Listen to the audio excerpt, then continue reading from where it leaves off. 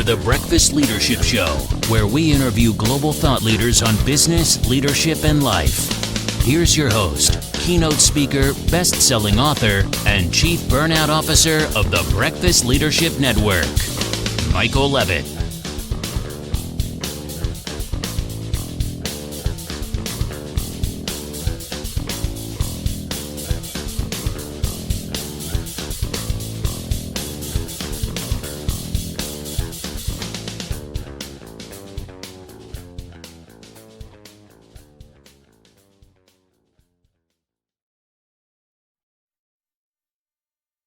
Welcome back. I've got Gary Cohen on the line. Gary, how are you? I am great today. You catch me in the mountains. I'm in Steamboat Springs, Colorado, and it's just beautiful here. Oh, yeah, it's a beautiful part of our country for sure. So, really looking forward to this conversation. I want you to share a little bit about you and the work you do in the mountains and when you're not in the mountains. Yeah, well, my career got started with ACI Telecentrics. We grew it from two of us and $4,000 to 2,200 people, taking it public, and grew it about 50% compounded annually, year over year for the first 10 years or so. So that was an exciting start, but then I found myself writing a book called Just Ask Leadership. Why Great Managers Always Ask the Right Questions. And that came from recognizing that I did a lot more question asking than telling by the end. By the end is the operative part of that. And so went on sabbatical, wrote the book, and then coaching found me. And now I've been coaching for 20 years. It's hard to believe. I've been coaching longer than I did my first part of my career, which was growing that business. It's amazing how time flies. And you look back and you go, wow, I've actually been doing this longer than, like you said, the career of, birthing that company and growing it and continuing to grow it and all of that. And you look back and go, it's like a smaller percentage of your overall life, but it was such an important part of your life where it feels bigger than it actually is. And I get that too, and several facets of my career, where it's like, oh yeah, I feel like I did that for such a long time, but then I look at it in the grand scheme of things, like that was just a small section of my life. But wow, it's strange how that works, but no, it's good. And coaching is definitely an area that is desperately needed. It has been for a very long time and continues to be so. And even in today's marketplace, and I know you see the stats with, engagement at work or the lack thereof, and just the challenges that we're seeing in the workforce. I think the need for coaching has never been greater, not just for leadership, but for everybody involved. Yeah, I think that's right. And yeah, the statistics are really well pounded out there, aren't they, around the disengagement. And I think that the way we look at it at CO2, and I personally look at it, is that there's two elements, and have a book on one of them and another book coming out on the other. And the first is around just asking. If you want people engaged, you need to engage them and stop doing the telling and start doing the asking. And like, if you think about it from a identity standpoint, we were both students once, and we probably identified ourselves as students. But then we entered the workplace and we no longer identify as students. You know, I'm a this or I'm a that. We all transition from one identity to another. And so the call out for leaders today is to transition from the teller to the asker and really change their identity as it relates to it. So whenever I find myself in a diatribe on a topic, I'm like, oh God, there I go. And it's like, but I'm an asker. So what's the question I need to ask to get the thing rolling in a different way, to get the person engaged in a different way? What have you found as it relates to this? Oh, I'm completely on the same page with you. And I often refer to this healthcare organization that I took over this is talking about the time thing 11 years ago. And it seems like yesterday that I started there, but, and I was there for a little over 4 years. But again, it was such a huge undertaking for me because I was with another healthcare organization and the opportunity came up for this one. And it was a parallel move. So it wasn't, a move where, it was a promotion per se, but I left an organization that was relatively stable. We'd streamlined a lot of things and things were going well. And I took over an organization that was averaging about 90% turnover every year. And no, it wasn't a McDonald's. These are master's level and above clinicians, Wow. physicians leaving en masse year after year. And I knew the reputation of the organization because I knew the interim leader that was in there that was brought in after the original leader was unceremoniously thrown out the door, and that was a mess in itself. But won't go into that. But ultimately, it was a uh, toxic. If you look up in the dictionary, there'd probably be a picture of that organization. And I thought, yeah, let's leave this comfortable spot and let's go into that. And I never said I was smart, but the thing I saw was here's an opportunity. There's an opportunity. Let's see if I can figure out what's going on here and maybe improve it because the area that organization was an underserved area that needed a lot of help. The community, True. I asked questions. I went in and I sat down with everybody and I asked them from their point of view because I'm the new guy here. I'm still trying to figure out what the code is to the second floor bathroom. I'm like, what is your viewpoint on why we've had so many people go? And everybody shared, and I just was in there, okay. And I asked them, if you were in my seat, what would you do first? And I didn't say, what would you do? I said, what would you do first? What would be some of the things? And thankfully, they trusted me from the beginning, which was really nice. And that's a rarity in many cases. But I think it was how I approached it and how I was presented. Like, I don't want to see this. This is hard on everybody. When you have all of your colleagues leaving year after year, I'd like for you to stick around a while. What has to be the environment here for that to be a possibility? And so they all gave me some great advice, some better than others, but there was a lot of things that I took. And I went to the board and I said, this is what we'd like to try. And I had the green light to do so, and I did it. And And then what was the outcome? the outcome was after a year, the turnover rate was reduced from 86% to 6%. Wow. And I didn't Jack Welch and dehire a bunch of people either. There was just a You couple. ask questions and you listen deeply. Yeah. And Yeah. and there was some ideas and suggestions that were easy for us to implement, and I implemented them. Yeah. And all of a sudden, the employees go, we asked for something and we got it. Right. And there wasn't any conditions to it. Well, we'll do this, but you're going to have to do this. No, I didn't put conditions on it. I asked them what would make it easier for them to be the best that they could be, and they did it. And And Michael, this is exactly what we find in our coaching, which is when we help the leader move from that identity of I know the answer to I don't know. I have curiosity, I have wonder. I actually like wonder better than curiosity because it's less edgy. It's more like open, you know, and and they start listening deeper.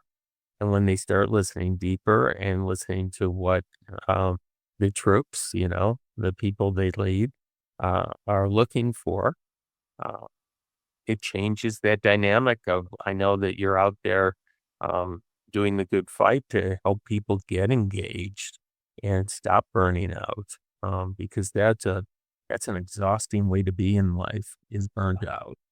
oh yeah, yeah, it's not fun. And it went from an organization that had all the turnover, toxic communication issues to a collaborative environment to the point where I followed up with that over time, saying, okay, what are you seeing? What are some of the issues that the patients are bringing forth to you when they come in. Don't want to know names. I don't want to know. It's like healthcare privacy. I'm a huge advocate for it. I don't want to know, but just is there any overarching things that you're seeing in the community and some challenges that aren't currently being met in the community? And they came up with some ideas, and I said, well, let's see if we can either do something internally or maybe partner with a neighborhood organization and see if we can address some of that. So we did. And it went from a toxic cesspool of a place to us giving presentations at healthcare conferences on what we're doing. That's And great. it was, and I took zero credit for it. I probably should have taken a little bit more than that, but I won't, no, their ideas. I just, opened up the right doors and talk to the right people in order to make it happen because I wanted that for our community. I want, just like when you're working with individuals or teams or you're coaching somebody, I want them to be the best version of them and what their definition is, not mine. I'm not going to prescribe to tell, even my kids, okay, what I want you to do when you grow up. I want you to be what you want to be. And you have every right to change your mind if you like. I certainly have. You just create that environment where they have the authority and also the accountability to themselves to follow through on things. And it was interesting to see the transformation, and even talking with some of the physicians and the board, and they're like, we're a different organization, but there's the same people here. Like, that's ideally what you want, because I've seen organizations go through clean house and all of a sudden they bring in a new roster of people and, well, wow, we're having the same problems. What's this all about? Maybe go look in the mirror. It could be how you're leading, or the how things are set up here. It's Yeah. the evidence is there. You just sometimes have to look at it, and many times leaders and employees, both, maybe a little too close, or they're not willing to. And I love how you mentioned this a moment ago. They don't have that wonder gene Yeah.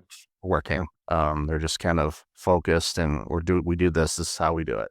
Okay, well, how's it working for you? It doesn't seem to be. Okay, well, maybe we could think about something else. Yeah.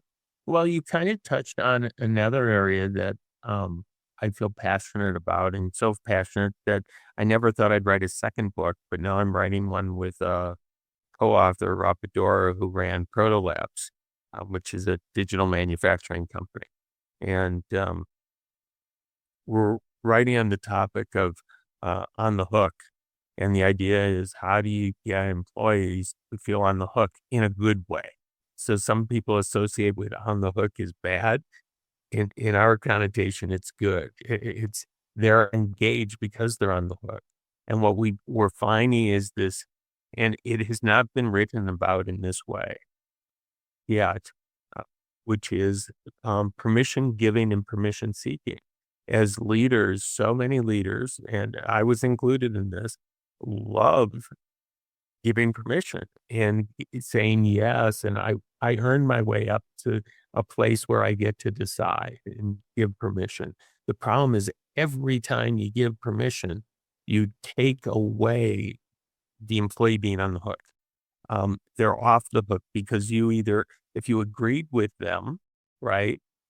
Then if it doesn't turn out, what's the most likely outcome? Well, I just did what you said, or you agreed with me, right? If it's a win, then they feel a little less like it was them, right? Because you took part of that away when you gave permission.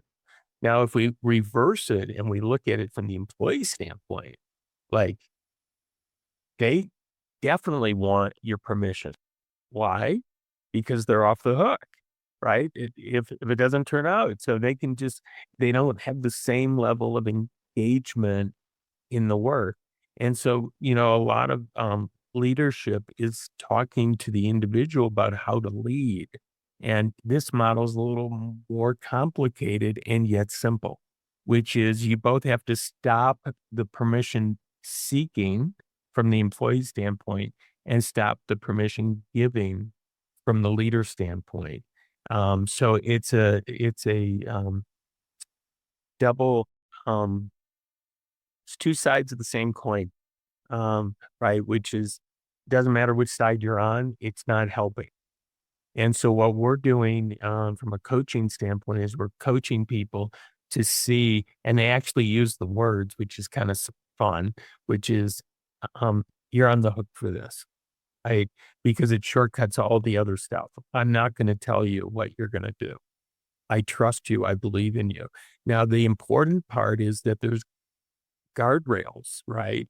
Um, and when you have guardrails, then why are they coming? In other words, they have a role, job description, accountability matrix, authority matrix. So the employee already has these things in place, right? And so why are they coming to you for permission? And the permission might be a nod. It might be a wink. It might be a nod. Any of those things get in the way of them being on the hook. So that, based upon your experience, how does that play out? I love it. I love it. It reminds me somewhat, and I forget the organization. I'm sure there's a lot of them that'll do it where they'll say, okay, each department is allocated a certain budget amount and you can do whatever you want. Might be, I don't think it's 3M, but it sounds like something 3M would do because they're all about innovation and creating things we didn't know we needed. Kind of like what Apple has done over the years. It's like, I didn't know we needed a Post-it note. Oh, well, how many billion of those things we go through now? But it reminds me of this. Here's, and even a budget is restricting. It's kind of a permission thing. So I'm looking at this and going, all right, do this. Nope, that's still adding some restrictions or permission based. It's just like, even a department, you run this department in a way that is kind of a restriction kind of thing. It is, and we see that as the guardrails, right? It's like, how if everybody just had open-ended budgets, and they could just free for all, it'd be a free for all. It would be chaos. So our view is like those things are in place. They are the guardrails. And the only thing as the leader is to help the people see that there are guardrails. But outside of that, they're free to move. Like, free to move. They don't have to ask you permission because they have the guardrails. They know what a budget is. They can move something from one side of the budget to another, but they still have to stay within their guardrails. But why are they seeking out this permission? And it's so parental and so disengaging. So I'm thinking about the message that you put forward around the disengagement of people, the burnout of people. They burn out because they're being squashed, right?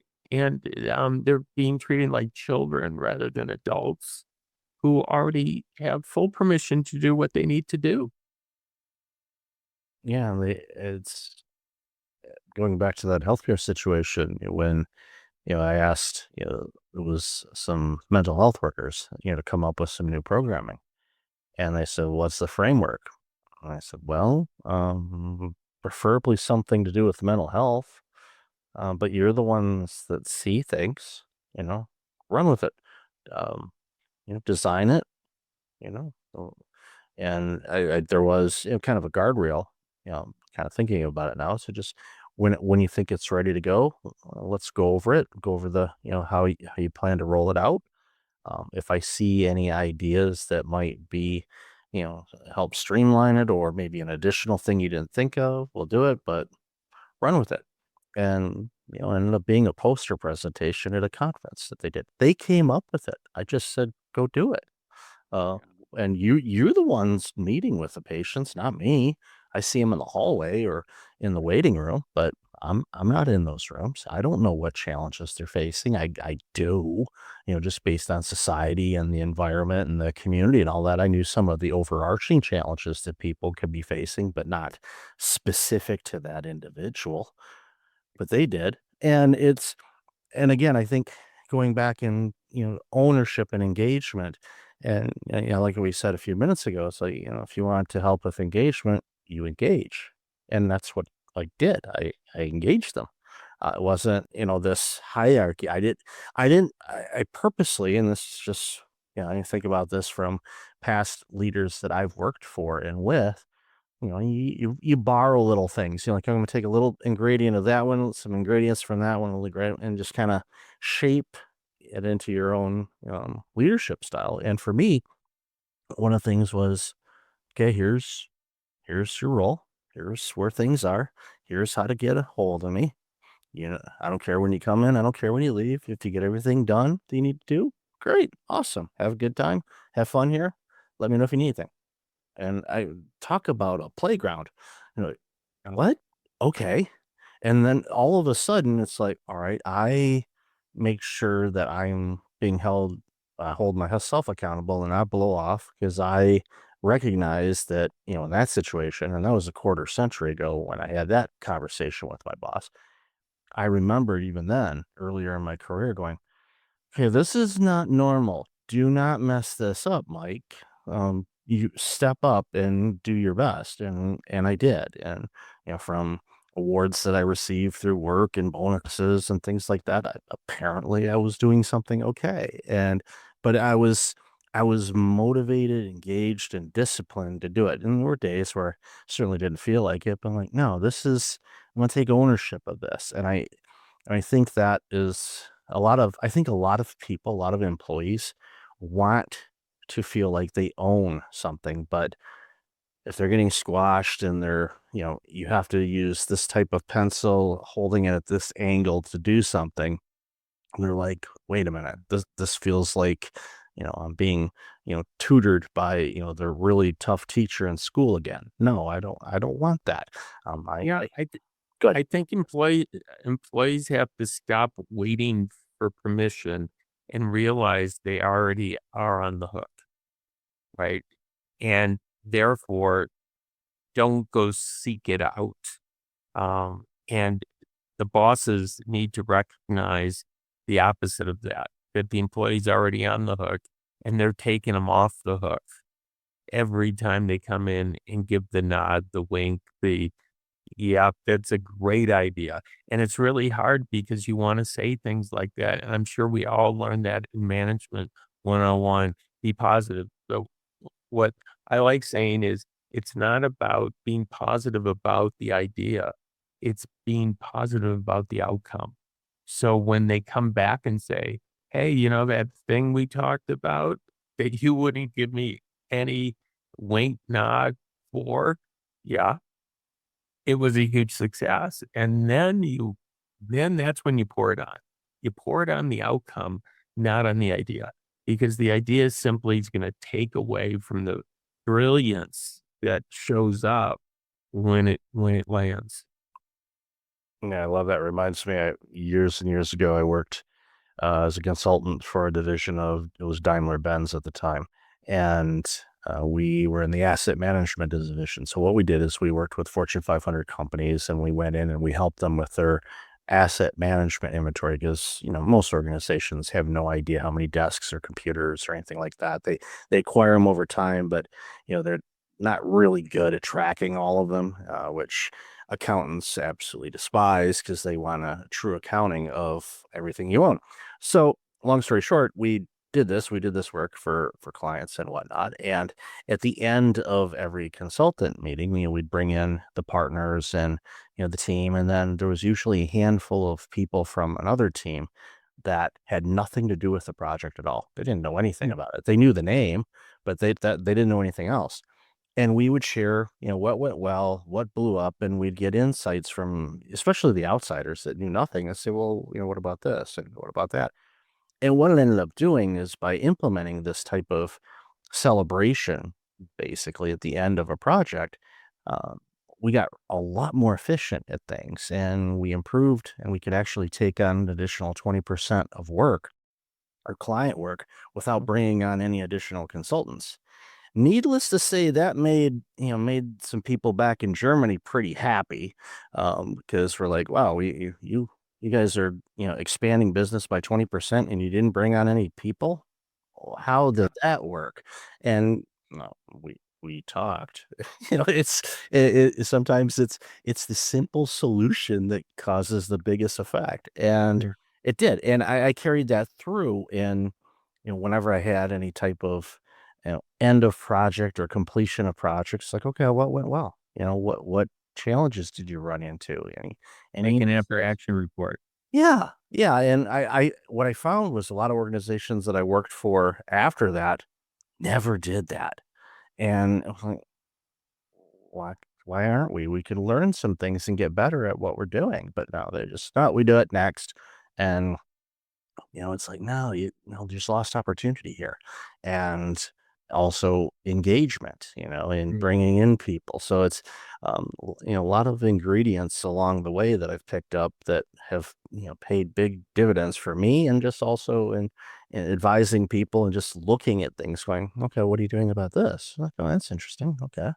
What's the outcome you're hoping for on this? Okay.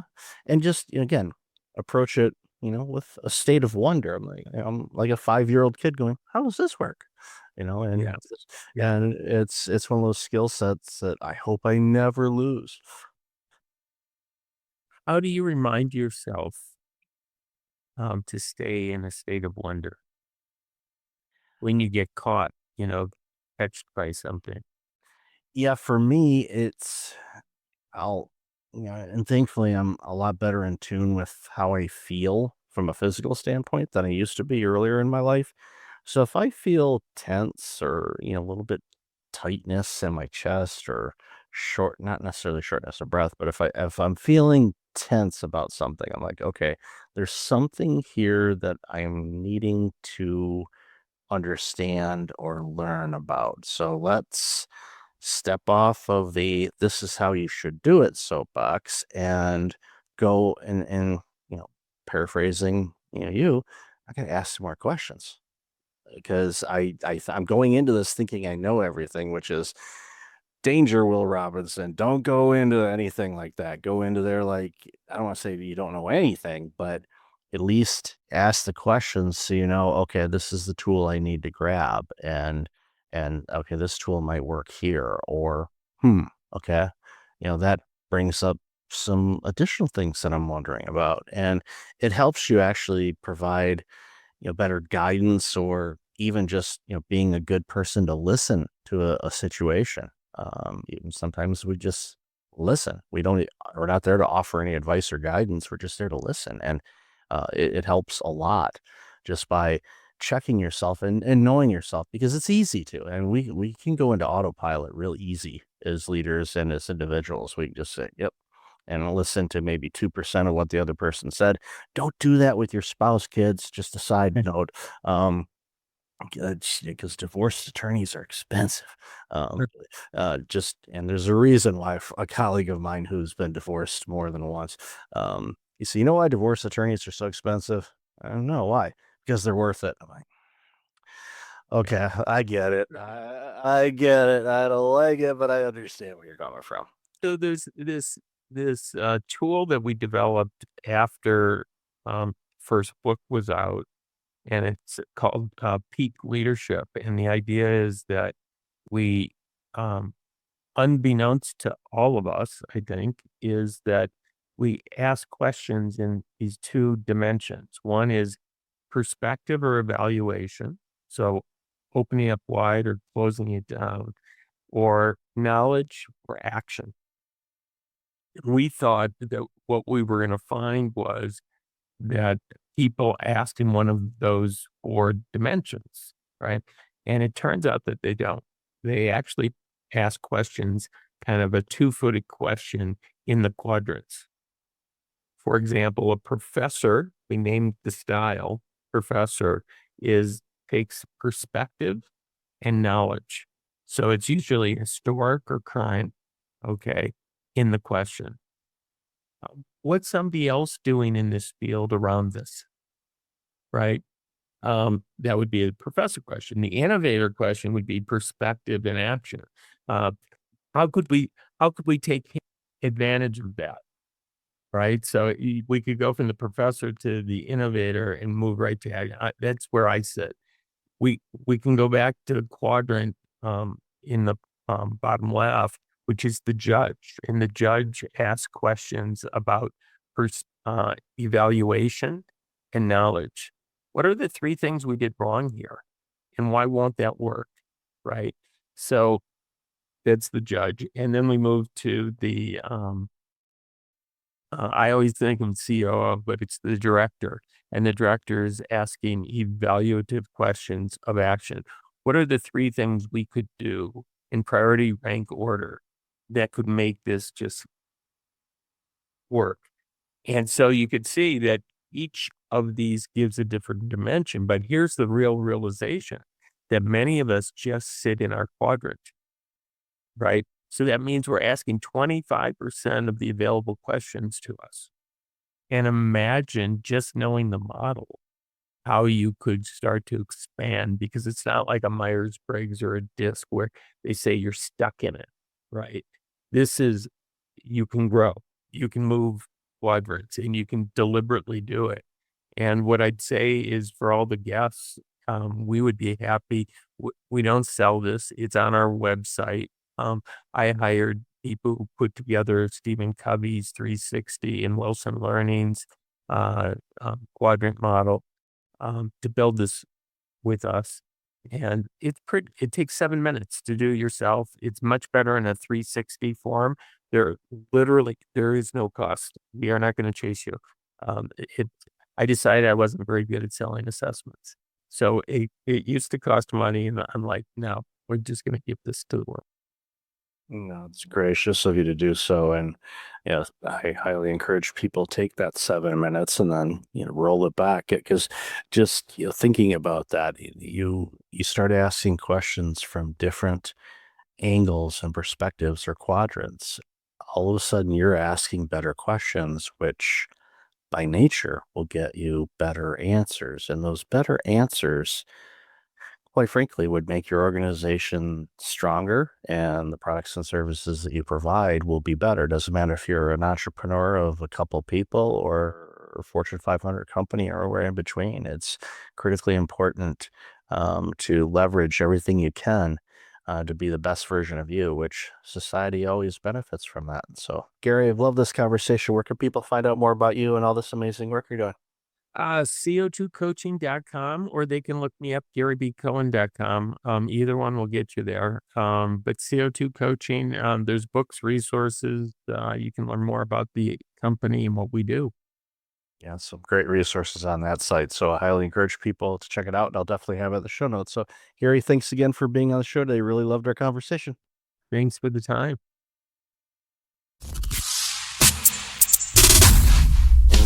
Thanks for listening to the Breakfast Leadership Show, part of the Breakfast Leadership Network. Visit breakfastleadership.com for tips on empowering your business and your life.